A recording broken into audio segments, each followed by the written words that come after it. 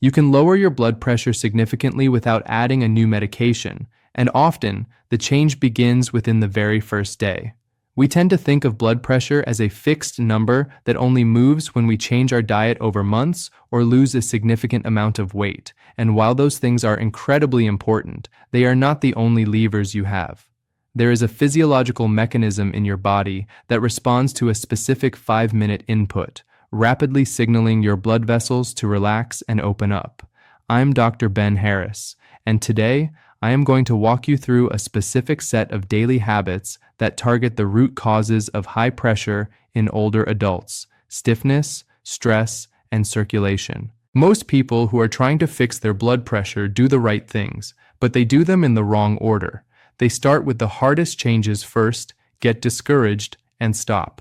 The specific 5-minute habit I mentioned in the title is actually number 7 on our list today. It is incredibly powerful, perhaps the strongest tool for physical vessel training without running a marathon. But for that 5-minute habit to work effectively, your body needs to be primed by the steps that come before it.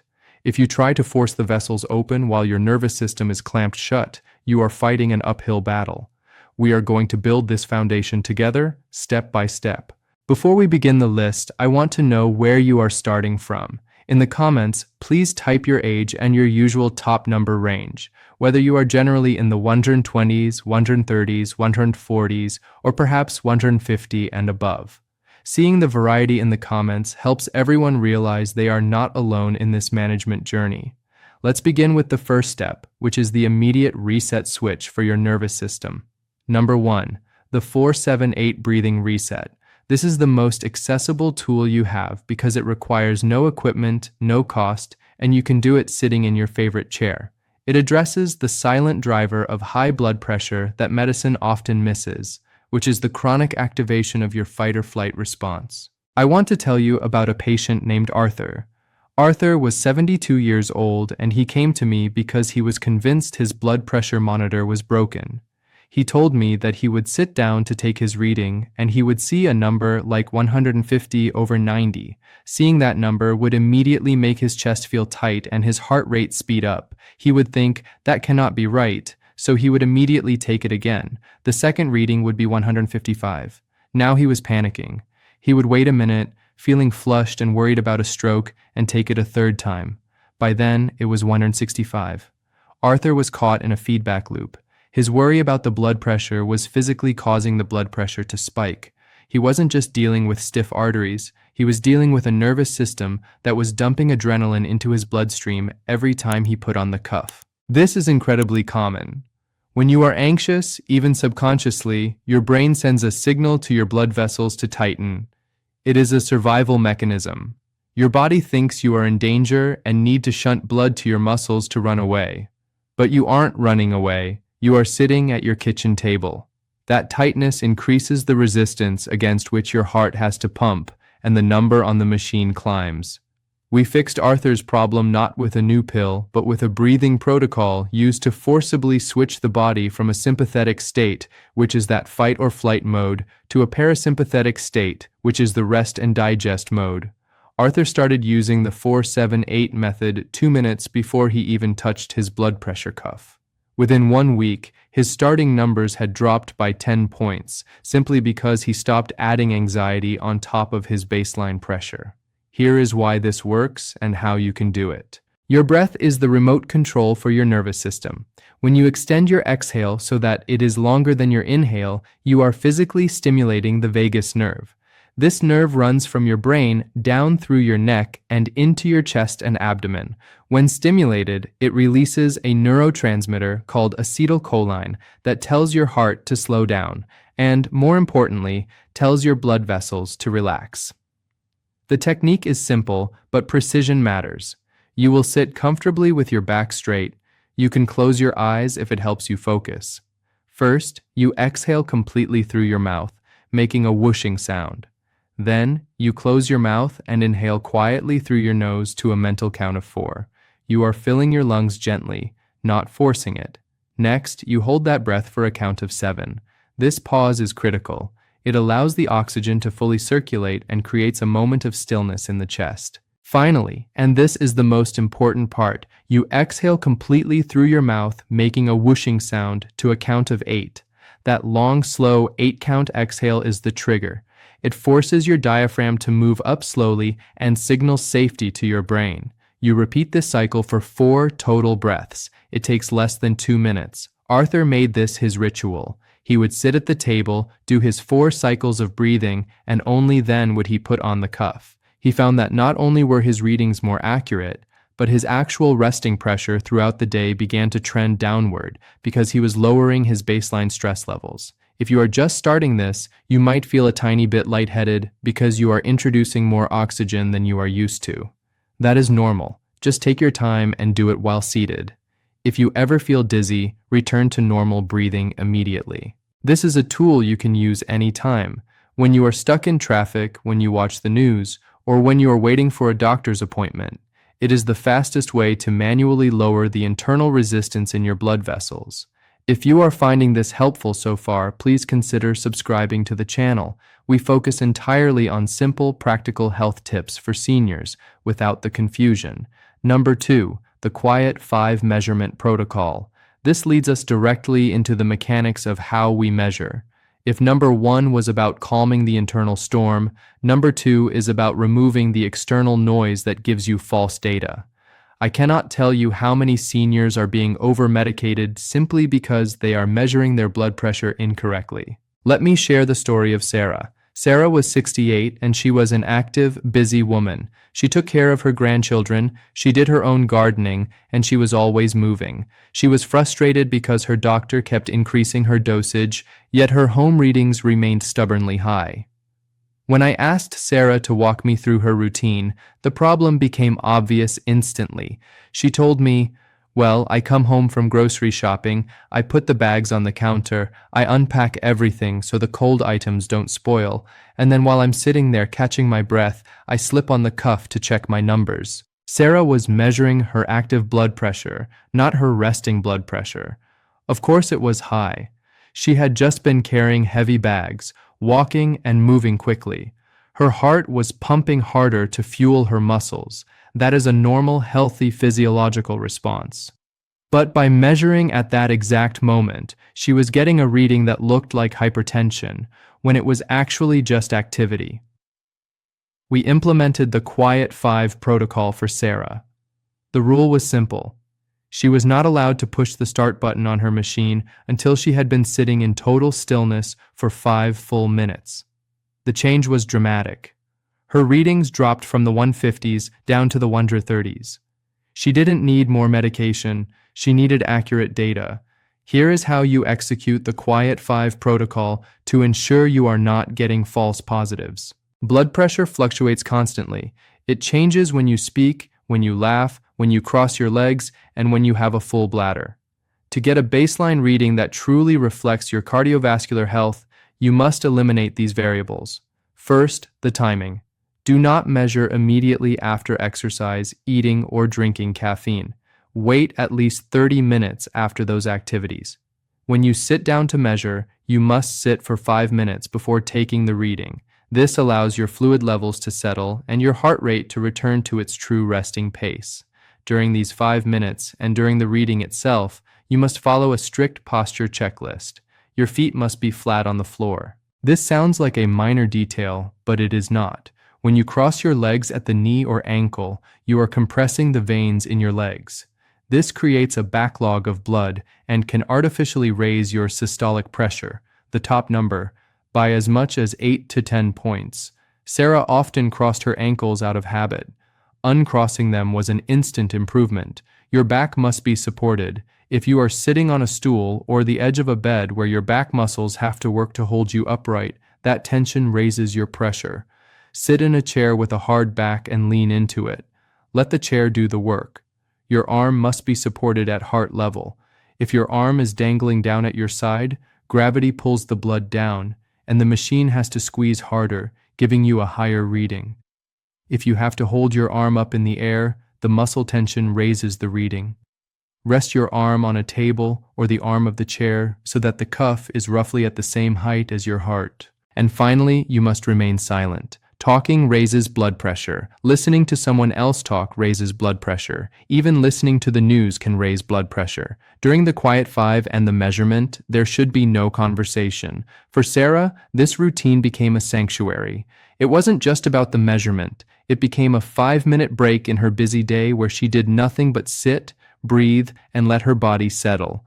It is also vital to check your cuff size. If the cuff is too small for your arm, it will artificially inflate the reading. If it is too loose, it may give an inaccurate low reading or an error. Most standard cuffs fit a wide range, but if you have very slender or very robust arms, ask your pharmacist to help you check the fit. By using the Quiet 5, you ensure that you are treating the real problem, not just a temporary spike caused by groceries or crossed legs. Number 3. The morning hydration primer. This habit is a same-day lever. It impacts how your blood flows from the moment you wake up. Let's talk about James. James was 75 and had a very specific complaint. He told me that his blood pressure was erratic in the mornings. Sometimes it was high, sometimes he felt dizzy when he stood up, and he generally felt foggy until about noon. He was worried his heart was failing. When we looked at James's routine, we found a common pattern. He would sleep for 7 or 8 hours, wake up, use the restroom, and then immediately go to the kitchen to make a pot of strong coffee. He wouldn't drink a drop of water until lunch. Think about what happens to your body overnight. You are breathing out moisture for 8 hours. You are likely sweating a small amount under the covers. Your kidneys are filtering blood and creating urine. You wake up in a state of mild dehydration. When you are dehydrated, your blood volume decreases, but the blood itself becomes slightly thicker, more viscous. Imagine the difference between pumping water through a garden hose versus pumping syrup. When the fluid is thicker and the volume is lower, your body has to adapt. For some people, dehydration causes blood pressure to drop, leading to dizziness. For others, like James, the body compensates by clamping down the blood vessels to maintain pressure to the brain. This clamping causes the spikes he was seeing. We introduced the morning hydration primer to James's routine. The rule was simple. Before the coffee, before the breakfast, and before the newspaper, he had to drink 1 tall glass of water. This simple addition smoothed out his morning volatility. The dizziness upon standing disappeared because his blood volume was supported. The erratic high spikes settled down because his vessels didn't need to clamp down so aggressively. Here's the science of why this helps your pressure. Water is essential for the proper function of the endothelium. The endothelium is the delicate inner lining of your blood vessels. It is the part of the vessel that produces nitric oxide, a gas that tells the vessel to relax and widen. When you are well hydrated, your endothelial cells function better. They can respond to the demands of the day by keeping the vessels flexible. Furthermore, water helps your kidneys function. Your kidneys are the master regulators of blood pressure. They decide how much fluid to keep and how much to release. If you are dehydrated, the kidneys panic. They hold on to sodium to retain water, and as we know, excess sodium retention is a driver of high blood pressure. By giving your body water first thing, you signal to the kidneys that there is no drought.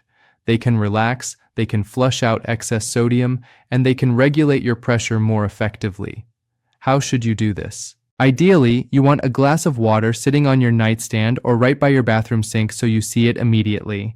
Room temperature water is often easier for seniors to drink in the morning than ice-cold water, which can be a bit of a shock to an empty stomach.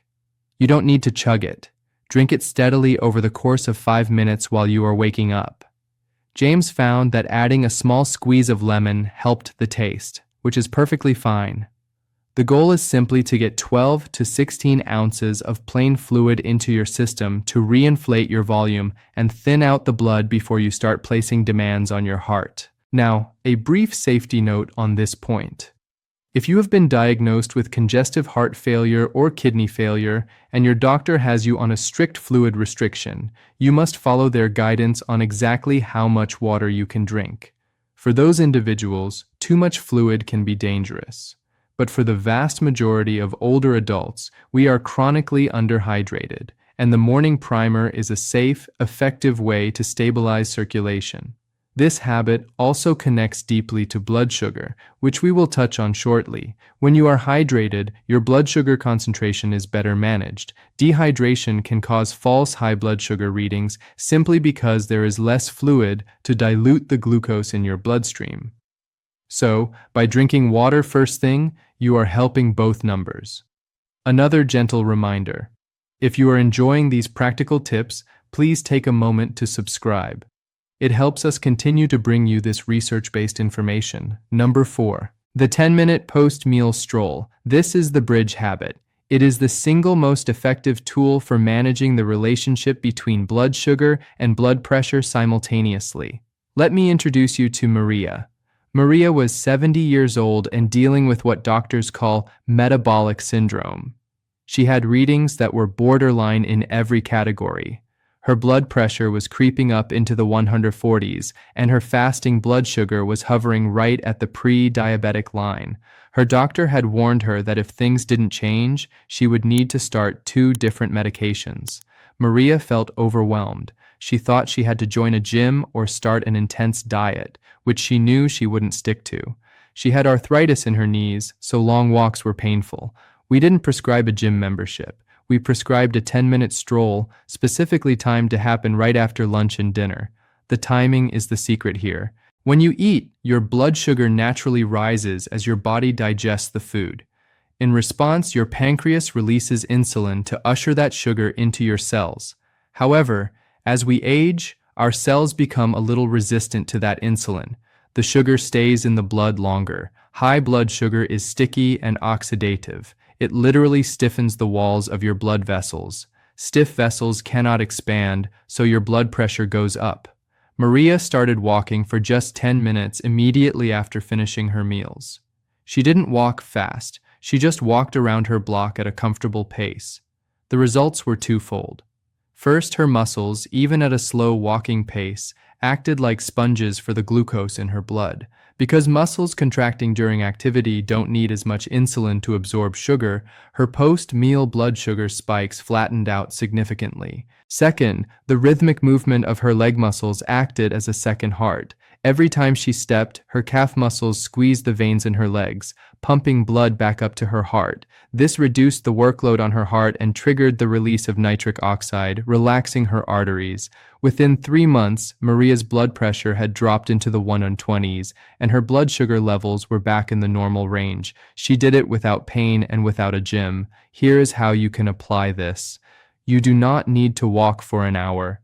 In fact, for blood sugar control, 3 short 10-minute walks after meals are often more effective than 1 long 30-minute walk once a day. The goal is not cardio. The goal is activation. You should be able to hold a full conversation while you walk. If you are gasping for breath, you are going too fast. If the weather is bad, or if you have mobility issues that make walking outside difficult, you can do this inside. You can march in place while watching TV, or simply walk laps around your living room. The critical factor is that you are using the large muscles in your legs within 30 minutes of eating.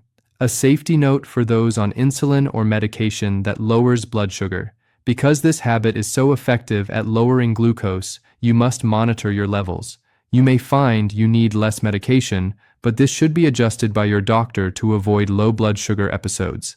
Number 5. The potassium swap. This is a dietary lever, but we are going to approach it differently. Usually when people talk about diet and blood pressure, they talk about subtraction. Stop eating salt, stop eating bread, stop eating flavor. That approach is miserable and hard to sustain. Instead of focusing on what to take away, I want you to focus on what to add. I want to tell you about Robert. Robert was 66 and a man who loved his food. When his doctor told him to cut his sodium intake drastically, Robert tried for 2 weeks, hated the bland food, and gave up. His pressure went right back up to 160/95. The problem wasn't just that Robert was eating too much sodium, it was that he was eating far too little potassium. Potassium is the biological counterweight to sodium. In your kidneys, these 2 minerals work like a seesaw. If you have high sodium and low potassium, your body holds on to water and raises your pressure. But if you increase your potassium intake, your kidneys are triggered to excrete more sodium. You can actually get away with eating a moderate amount of salt if your potassium intake is high enough. We had Robert focus on the potassium swap. For every salty snack he usually had, he tried to swap it for or add a high potassium food. He started adding a cup of cooked spinach to his morning eggs. He started snacking on a banana or half an avocado instead of chips. He added white beans to his soups. These foods, spinach, avocado, white beans, bananas, and sweet potatoes, are potassium powerhouses. By focusing on adding these foods, Robert naturally felt fuller and ate less processed junk, but more importantly, he shifted his sodium-potassium ratio. His body started flushing out the excess salt naturally. His blood pressure dropped 15 points, and he didn't feel like he was on a diet. A crucial safety note here: most people can safely increase potassium through food. However, if you have advanced kidney disease or are on certain medications like ACE inhibitors or potassium-sparing diuretics, you must talk to your doctor before deliberately increasing potassium, even from food, as your kidneys may not be able to filter the excess. For everyone else, look at your plate.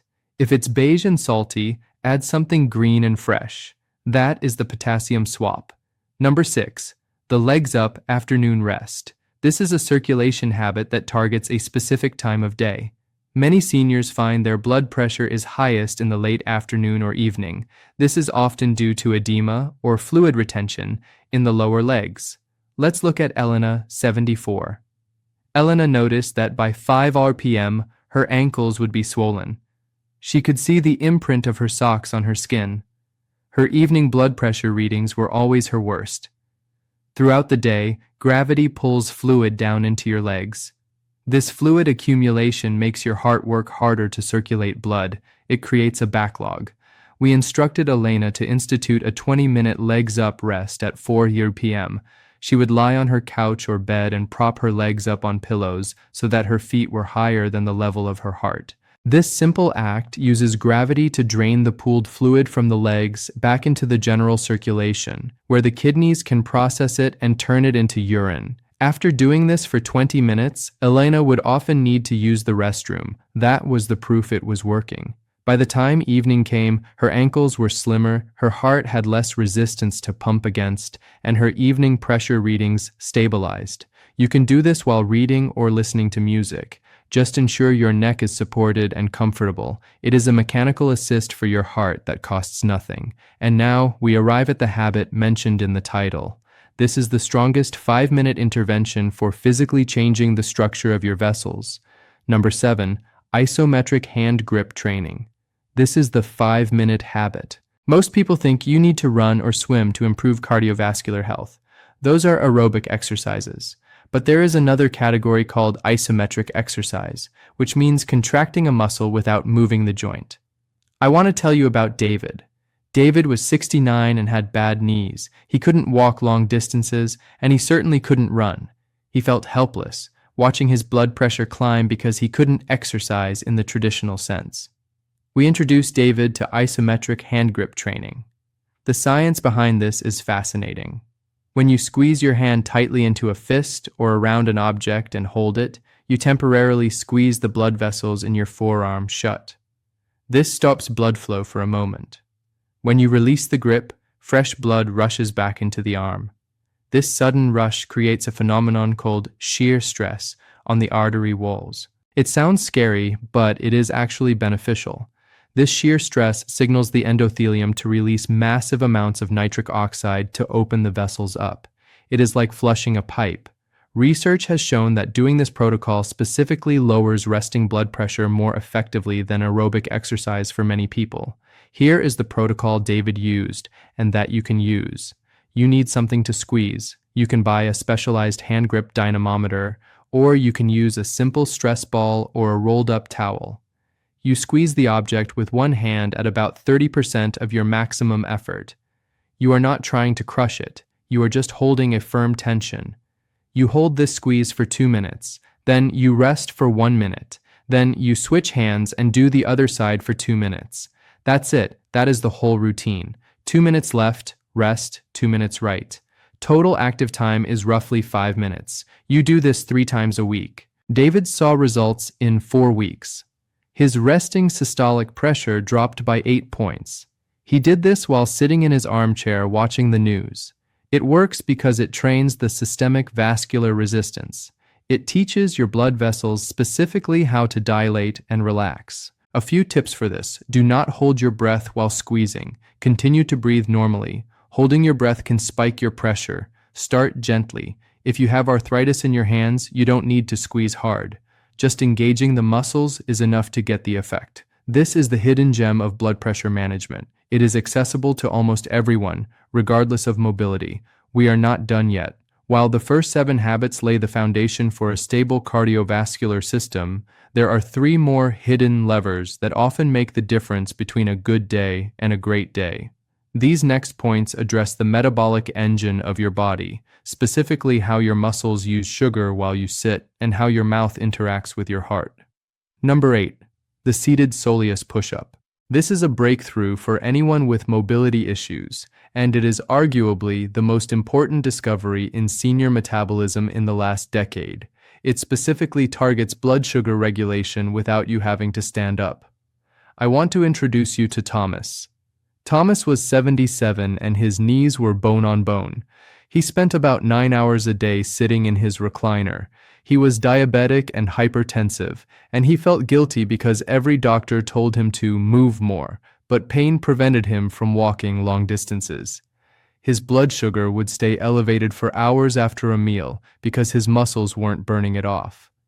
We taught Thomas the seated soleus push-up. The soleus is a specific muscle in the back of your lower calf.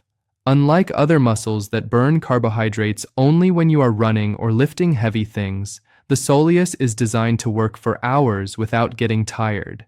When activated correctly, it acts like a vacuum for blood sugar and improves the return of fluids to the heart, which helps lower blood pressure. Thomas started doing this while watching his evening shows.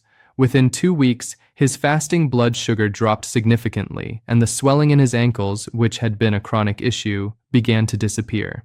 Here is exactly how you do it. You can do this right now while you are listening to me. Sit with your feet flat on the floor and your knees bent at a 90-degree angle. Keep your toes and the ball of your foot planted firmly on the ground. Now lift your heel as high as it will go. You should feel a tightening in the back of your lower leg. Once you reach the top, let the heel drop back down naturally. That is 1 repetition. You are simply raising and lowering your heel while your toes stay on the floor. The magic is in the volume. You don't do 10 of these. You do them continuously for 10, 20, or even 30 minutes while you are sitting. Because the soleus muscle uses a different type of fuel than the rest of your leg, it does not produce lactic acid, meaning it will not get sore and you will not get tired. Thomas made a habit of doing this during every commercial break. By keeping this muscle active while seated, he kept his metabolic rate up, he kept his blood sugar down, and he kept the blood pumping back to his heart, reducing the pressure in his veins. This is the perfect anti-sitting antidote for seniors who cannot go for a long walk. It keeps the chemistry of the blood healthy even when the body is stationary. Number 9. The nitric oxide dietary boost. We talked about potassium earlier, but there is another chemical your vessels desperately need, especially as you age: nitric oxide. This is the gas that tells your arteries to relax. As we get older, our bodies lose the ability to produce this gas efficiently. By age 60, you might only be producing 15% of the nitric oxide you made when you were 20. This explains why arteries stiffen. But we can bypass this aging process using specific foods and, surprisingly, how we chew them. Let's look at the case of Brenda. Brenda was 71 and had what we call resistant hypertension. She was on 3 medications, but her top number still hovered around 150. She ate a healthy diet, mostly chicken and rice, but she avoided salads because she had trouble chewing raw vegetables.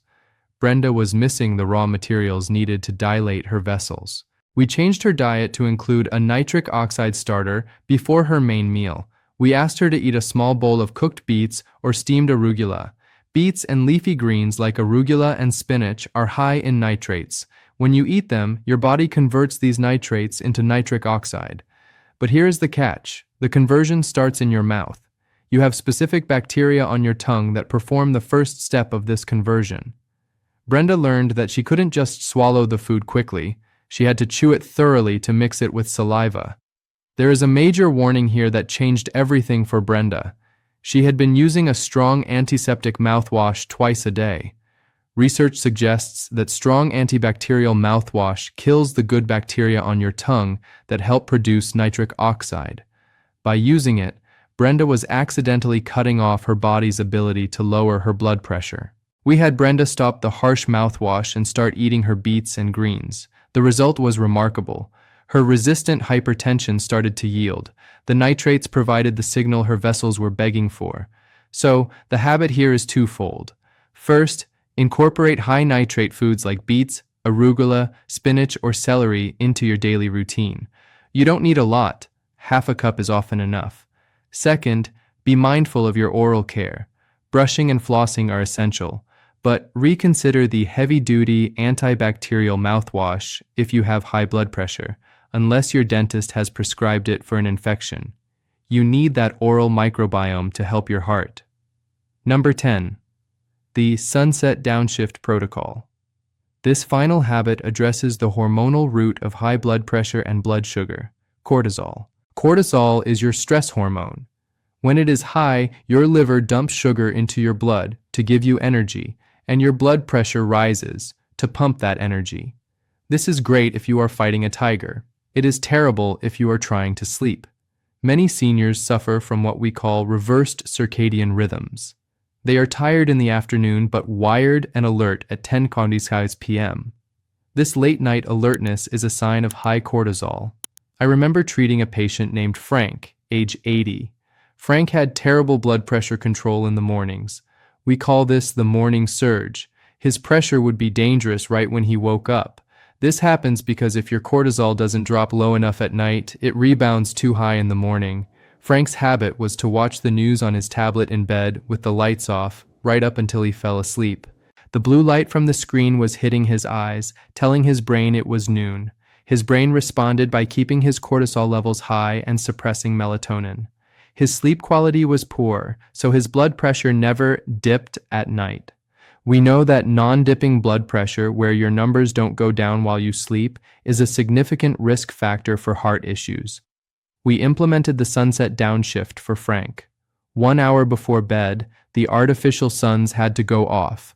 No tablets, no smartphones, and no bright overhead LED lights. Instead, Frank switched to a warm, dim lamp. He listened to an audiobook or read a paper book. By reducing the light intensity entering his eyes, he allowed his melatonin to rise naturally. Melatonin does more than help you sleep. It is a structural antioxidant that helps lower blood pressure overnight. Within 3 weeks of fixing his light environment, Frank's morning blood pressure surge blunted. He woke up with a reading of 135 instead of 165. He hadn't changed his medication. He had just fixed his light hygiene. The habit for you is simple. Pick a time, ideally 1 hour before you want to sleep. At that time, turn off the main overhead lights in your house. Switch to table lamps with warm-colored bulbs. Put the screens away. If you must look at a screen, use night mode or blue light blocking glasses, but ideally avoid it entirely. This signals your adrenal glands to stop pumping cortisol. When cortisol drops, your blood sugar stabilizes overnight, and your blood vessels are allowed to fully relax during your sleep. Let's pause and engage for a moment. I am curious about your sleep habits. In the comments, tell me, do you sleep soundly through the night, or do you wake up frequently? Sleep quality is often the missing piece of the blood pressure puzzle. If you found this deep dive helpful, please subscribe and turn on the notification bell so you don't miss our next guide. I am Dr. Ben Harris, and I look forward to helping you achieve your best health.